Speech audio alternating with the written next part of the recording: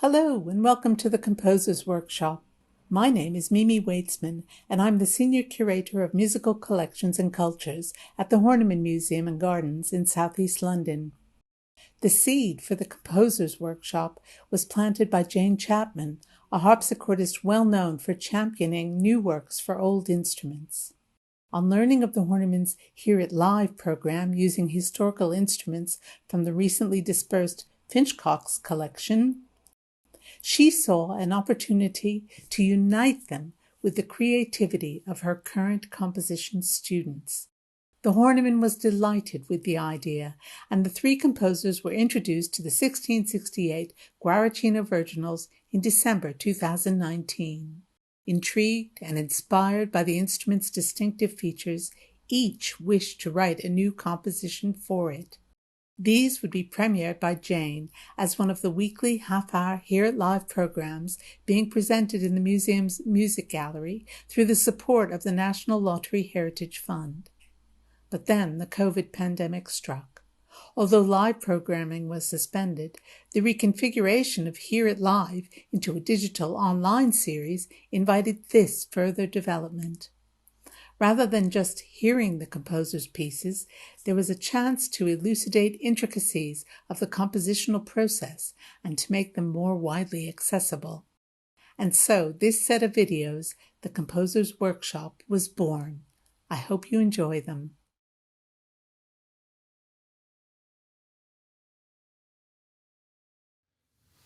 My name is Ben Marks, and in 2019 I restored this Virginals for the Horniman Museum. It was made in 1668 by Onofrio Guarracino in Naples. Guarracino was born in 1628 and he died around 1700. So this instrument was made possibly at a time when he was at the peak of his career. He was highly respected in Naples and quite a prominent figure, certainly amongst other keyboard instrument makers, and he attained some affluence and lived comfortably. Besides manufacture, he was involved in the repair and resale and valuation, actually, of instruments. A certain amount of research has been done into the archives in Naples, and he seems to appear there quite frequently. So again, a suggestion of his status within the community. In fact, he had brothers-in-law who were woodcarvers, and it has been suggested actually that in some instruments attributed to his workshop, that they may have had a hand in their production, some of the more decorative elements. Guarracino is perhaps best known for these rectangular virginals, of which 9 survive, and an increasing number of harpsichords are being attributed to him.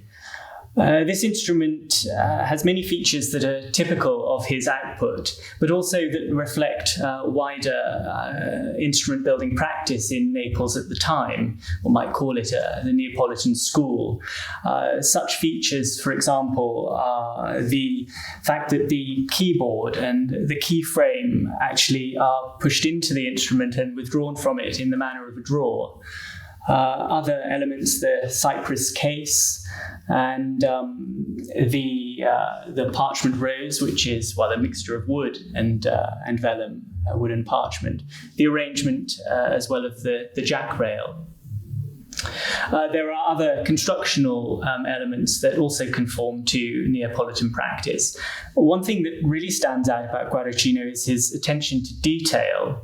The craftsmanship is really second to none and in many respects quite exquisite. And coupled actually with what we know about him from the archives, one could say that he was something of an arbiter of taste. Incidentally, this instrument might best be described as a spinet virginals. Virginals was a term commonly used in England in the 17th century, and the term spinetta was equally as common in Italy at the time. but certain constructional aspects of this instrument make it comparable, in fact, with the bent-side spinet, which found favour, particularly in England, at about this time in the 1660s, where it was first introduced into more exalted circles in the court, but soon proliferated down through society and became particularly popular with the burgeoning middle class. Superficially, the instrument looks very much like virginals of the period, the rectangular shape, and some details of its internal configuration also conform to what we expect from a virginals. For example, that the bass string is orientated towards the player, just behind the fascia here. But other elements do not conform really to the virginals categorization, as it were. And one of these is certainly the orientation of the rest plank at the back of the case. And that in turn supports what we call a nut, as opposed to a secondary bridge, which one would find in a virginals that can be categorized quite specifically, which rests on free soundboard. And this lends the sound of the virginals perhaps one more akin to a harpsichord, and perhaps one more akin to an early bent-side spinet as well. This construction also lends the instrument particular pitch and tuning stability, which is a great advantage. The restoration of this instrument involved a number of repairs to the casework, which actually survives overall in remarkable condition. And I think it's testament to Guarracino's workmanship that the instrument has survived in largely complete condition, and that it has in fact been well looked after by all the owners prior to the Horniman Museum. Newly available brass music wire, which conforms more to a historical specification than perhaps some wires that have been hitherto available, was used to string the instrument. And the instrument was also requilled and voiced with an emphasis on the preservation of most extant or original elements. Many keyboard instruments of this period and earlier were placed in lidded boxes, and one of the reasons for this is to protect the instrument, but it's also actually to provide a surface from which to hinge a lid, the case walls of this instrument being particularly thin. As with other examples of Guarracino's virginals, it's a particularly beautiful example, external decoration in imitation of pietra dura, inlaid stonework.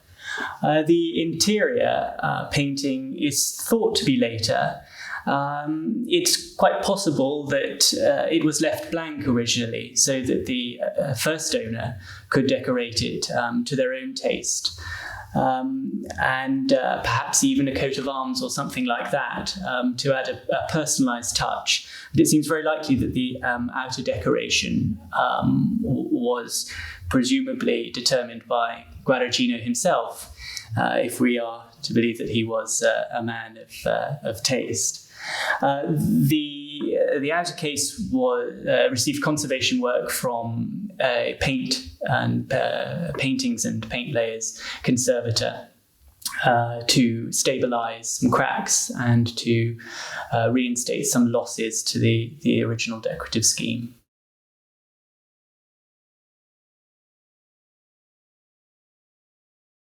Mimi, so you, for many years, maintained an important collection of functioning historical keyboard instruments, and you must have tuned temperaments like Meantone many thousands of times.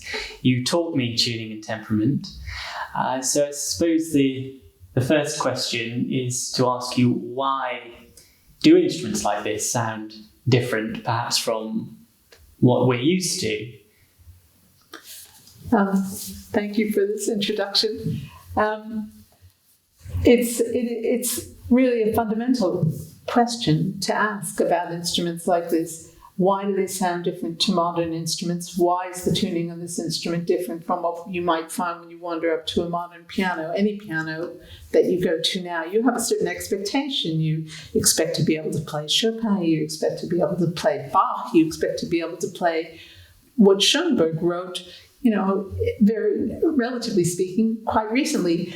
But we don't come to these instruments with that same expectation. And part of that is for their sonority, but part of it is also because of the way that they're tuned. And it's very important for us to realize that tuning doesn't come to us as a kind of, there's nothing preordained about tuning.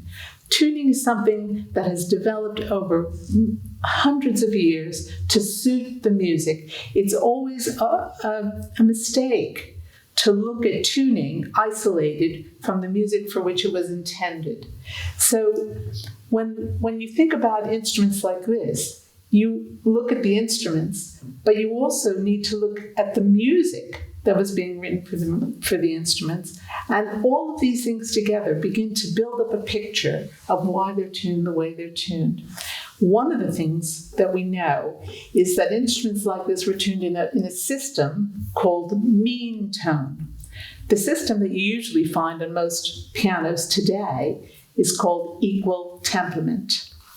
So these instruments are found often in meantone tuning. As I said before, there's nothing sort of God-given about any particular scale or tuning. And nature, however, does give us certain intervals in the form of what we call the harmonic series. So that if you play a note, it's a wonderful, almost, it's fantastic, but scientifically true, that it generates a whole series of pitches above it. A little bit like the spectrum of light, could you say? A little bit like that, yeah. Or like if you drop a pebble in a pond, you will see that you know that you dropped it. You can see the place where you dropped it, but then there are waves that come out from that. And the pitches that are generated from this first pebble that you drop, so you drop the pebble in, that's called the fundamental. And then waves work their way out from that, which excite other resonances. And these come in a very set pattern in nature, which is amazing. And those pitches that nature gives us are all what we call pure. Pure. That means they don't argue with each other, that they're in perfect harmony, perfect consonance. They're pure. So, supposing we want to tune this keyboard in these intervals that nature gives us, what a wonderful thing to do. But we find that if we start to do that, in practical terms, we can't do, in practical terms, what nature can do. So nature will give us pure fifths. This is a fifth. But nature will also give us a pure octave, which is that. But if we rely on nature's pure fifths to tune this instrument, we'll find that when we work our way back, and so on, and we get back to the note that looks like this on our keyboard, that it's not going to be in tune with the one that we started on.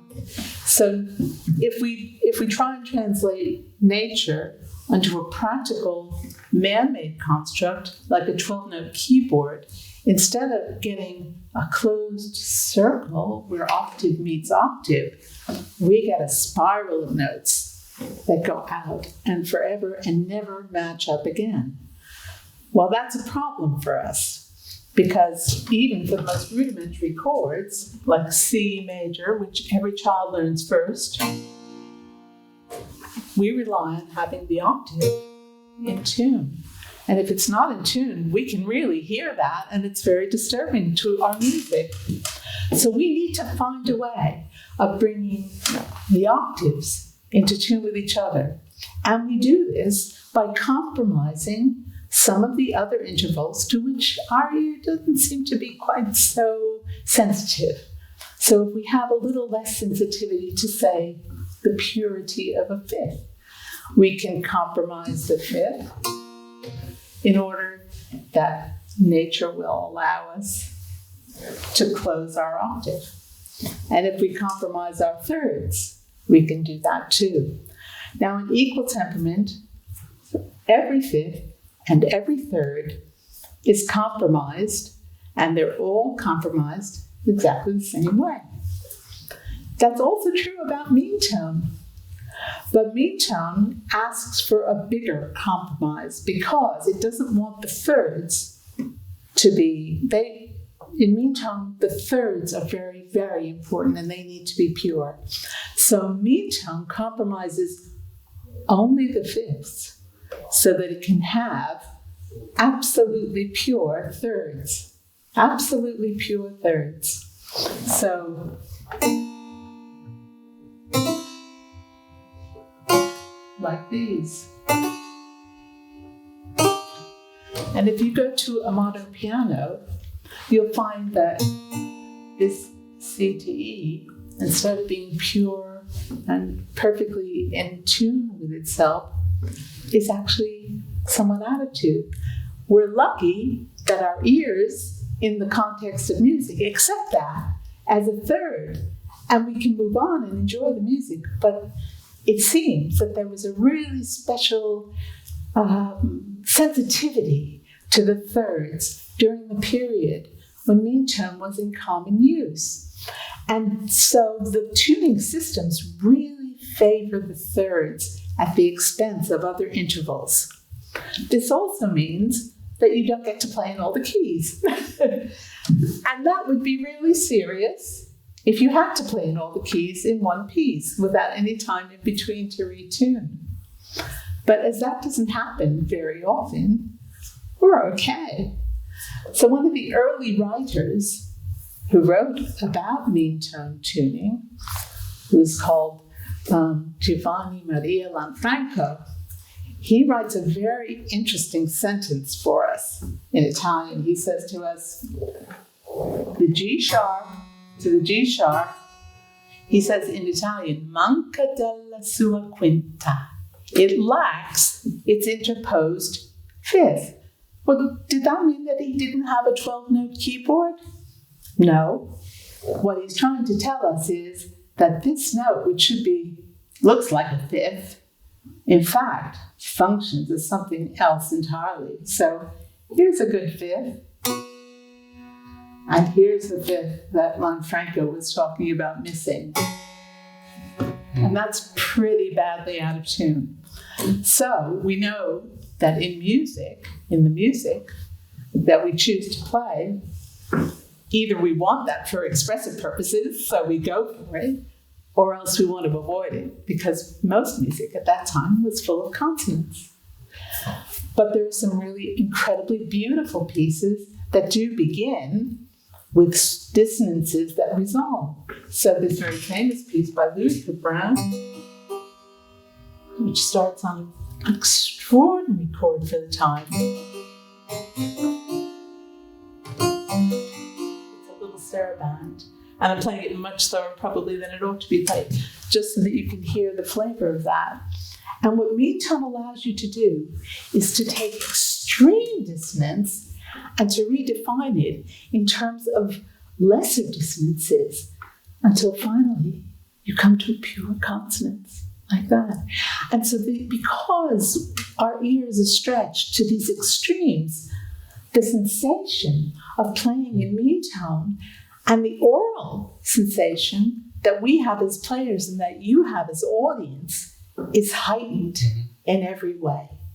Now, in equal temperament, all these differences are flattened out for one reason, to allow us to play in all the keys all the time. So how do we know that instruments like this were tuned like this? Well, we have treatises like the one that I mentioned by Lanfranco, but there were many others in many other different European languages that either described or prescribed this kind of tuning. And we look at the music, like the little opening that I just played from a piece by Louis Couperin, which uses this special dissonance in a special way. For affect. For affect, to create a mood or a feeling or a state of the soul even. And then we have the instruments themselves, because at this time, because Meantone was so important, pure thirds were so important to people, they made sure that they always had a pure third, no matter which interval was indicated. So here I'm playing E and G sharp. But if I wanted to play, give me another one. If I wanted to play B to D sharp, you would have that instead of this lovely one. You would have that. So what they did at the time, you, Ben, could retune, or I could retune this note and make it a pure third. And then, but at the moment, it's managing to be a pure third with G, and then it would cease to do that. So when it's a pure third with G, it's functioning as what we call an E flat. If we want it to be a pure third with B, it has to function as a D sharp. So this idea of compromising purity feeds into the idea of re-tempering the purity. And it's where we get temperament from, presumably. Yes, absolutely. And we know that this idea of tempering is quite old, and that people were aware of this problem. It's not an easy problem to solve, because most of the instruments, as they developed, the compass of the instrument grew, especially keyboard instruments. Now, if you think of some other instruments, especially the voice, you know that you can make these adjustments without any problem at all. You just need to hear the note and sing what you hear, or, adjust your fingering or adjust your fret to make sure that you can play in tune. Well, we can't make that adjustment as we play on keyboard instruments, because we have to fix every single sound in place before we start to play. And that's why these instruments with split keys came into being, so that you could have, if you wanted a D sharp here, this particular note would function as an E flat in the front and cut it right down the middle. And it would function as one note there. And you play the back of it if you wanted it to function as the other one, just to make sure that for either choice, you had a pure third. And the most common notes to split were indeed the E flat and the G sharp, which could also then function as an A flat. And we find this quite commonly on instruments of that period. So we have lots of evidence to corroborate or to affirm and confirm to us what we, the way that we tune these instruments now. And the great thing about Meantone is that it has this flexibility. So you can just say, well, for this next piece, I need D sharps instead of E flats, and you get up and you retune a few notes, and you put it back again, because players looked after their own instruments, and they were responsible for the tuning in the way that a violinist might be, or viola da gamba player would be responsible for his or her own tuning. They would never give their instrument to someone else and say, you tune it and I'll just play. That never happened. Sure. From what you've said, it sounds as though equal temperament, however, was known about, possibly even theorized. So it has compromises of a different kind. But why did it not find favour, particularly, say, with these plucked string keyboard instruments? Is there a reason that stands out? It's a really, really good question. I think there are a lot of parts to this, to the thinking about that, and we could discuss quite a few of them. But I think it's partly because gradually music did need more keys, and composition techniques changed so that pieces traveled further away from their home key before coming back to their home. So it's a part of a sort of a compositional development as well. It is absolutely. We've been talking about that kind of thing today. Exactly that. So different tuning systems began to arise to help some of the aspects of the Meantone that people were really fond of and didn't want to part with, to help those survive, while other aspects allowed more keys to be used in these pieces that had begun to have longer excursions and further excursions away from their home territory. And that was a really interesting time, and people actually fought with each other. I'm not saying just in writing, but they hit each other in the street over tuning and tuning systems. It was a really hot topic. But we won't get into that now. But eventually, the character of Meantone tuning became less important than these developments in composition. And so then these temperaments, other kinds of temperaments came into use.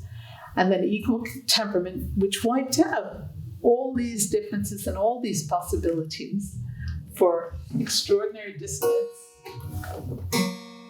and extraordinary consonance. It wiped all that out to allow what was then considered the overriding consideration, to be able to play in all keys. But that took an awfully long time. And there's good evidence to suggest that Meantone was used even through parts of the 19th century. So it's got a long and lovely history. So the relationship between this instrument and Meantone has been a long and happy one, it rather sounds. Let's hope it continues happy. Yes, certainly long, and absolutely happy for the music. And it's something that's come up constantly in every conversation that we've had with the composers today. We found a reference to Meantone, and it shows that the compositional process, how tied up that is with what sounds are actually emerging from the instrument in hand. And it was part of the parameters, part of the limiting parameters for this instrument, which can be, with very creative minds, a liberation. A landscape, a soundscape.